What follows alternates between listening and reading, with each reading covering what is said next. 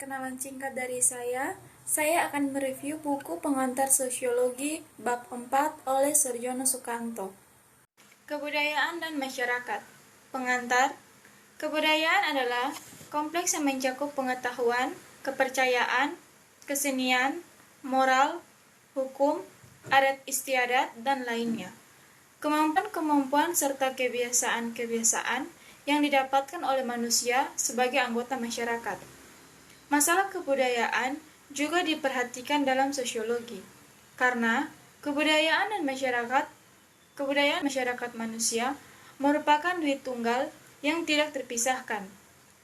Istilah kebudayaan berasal dari kata Sanskerta budaya yang merupakan bentuk jamak dari kata budi yang berarti budi atau akal. Kultur berasal dari bahasa Latin kolera yang berarti mengolah atau mengerjakan. Kebudayaan adalah semua hasil dari karya, rasa, dan cita-cita masyarakat. Kebudayaan berguna bagi manusia untuk melindungi diri terhadap alam, mengatur hubungan antara manusia, dan sebagai wadah dari segenap perasaan manusia. Unsur-unsur kebudayaan. Melville mengajukan 4 unsur pokok kebudayaan, yaitu yang pertama alat-alat teknologi, kedua sistem ekonomi, ketiga keluarga, keempat kekuatan politik. Bronsmilau menyebutkan unsur-unsur kebudayaan sebagai berikut. Yang pertama, sistem norma yang memungkinkan kerjasama antara para anggota masyarakat di dalam upaya menguasai alam sekelilingnya. Yang kedua, organisasi ekonomi. Yang ketiga, alat-alat dan lembaga atau petugas pendidikan. Yang keempat, organisasi kekuatan. Pendapat para sarjana menunjukkan pada adanya 7 unsur kebudayaan yang dianggap sebagai kultur universal, yaitu 1. Peralatan dan perlengkapan hidup manusia, 2. Mata pencaharian hidup dan sistem-sistem ekonomi, 3. Sistem kemasyarakatan, 4. Bahasa, 5. Kesenian, 6. Sistem pengetahuan, dan 7. Religi atau sistem kepercayaan. Fungsi kebudayaan bagi masyarakat. Kebudayaan mempunyai fungsi yang sangat besar bagi masyarakat. Bermacam kekuatan yang harus dihadapi oleh masyarakat dan anggota-anggotanya seperti kekuatan alam maupun kekuatan-kekuatan lainnya dalam masyarakat itu sendiri tidak selalu baik baginya. Selain itu, masyarakat memerlukan pula kepuasan baik di bidang spiritual maupun material. Di dalam setiap masyarakat terdapat pola-pola perilaku. Pola-pola perilaku merupakan cara-cara masyarakat bertindak atau berkelakuan yang sama dan harus diikuti oleh semua anggota masyarakat tersebut. Setiap tindakan manusia dalam masyarakat selalu mengikuti pola-pola masyarakat tadi. Pola-pola perilaku berbeda dengan kebiasaan. Kebiasaan merupakan cara bertindak seseorang masyarakat yang kemudian diakui dan mungkin diikuti oleh orang lain.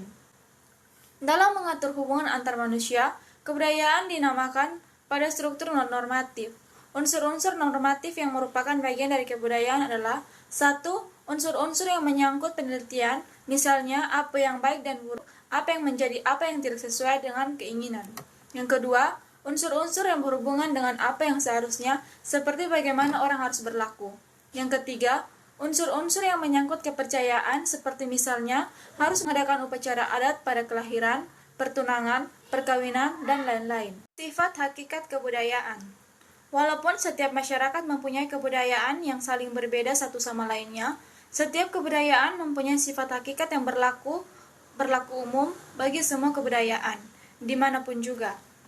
Setiap hakikat kebudayaan adalah ciri setiap kebudayaan, tetapi bila seseorang hendak memahami sifat hakikatnya yang esensial, terlebih dahulu harus memecahkan pertentangan-pertentangan yang ada di dalamnya.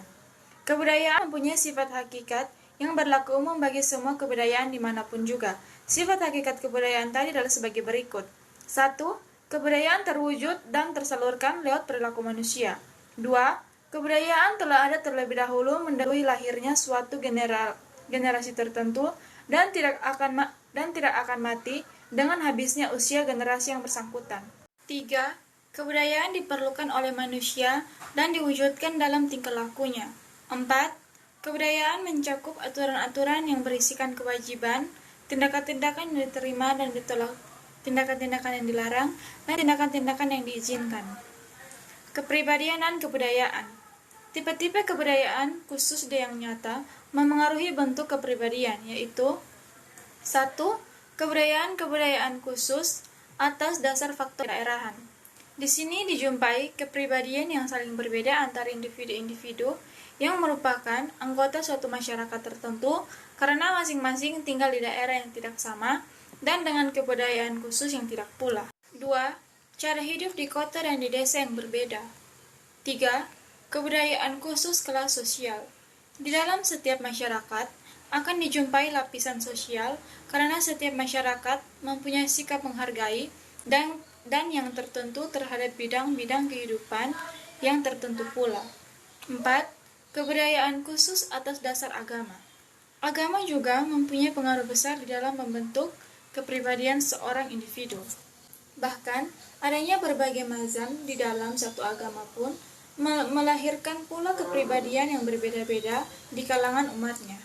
5. Kebudayaan berdasarkan profesi. Pekerjaan atau keahlian juga memberi pengaruh besar pada kepribadian seseorang. Gerak kebudayaan. Akulturasi merupakan salah satu contoh gerak kebudayaan di mana proses suatu kelompok manusia dengan kebudayaan tertentu dihadapkan pada unsur-unsur suatu kebudayaan asing yang berbeda sedemikian rupa, sehingga unsur-unsur kebudayaan asing itu dengan lambat laun diterima dan diolah ke dalam kebudayaan sendiri, tanpa menyebabkan hilangnya kepribadian kebudayaan itu sendiri.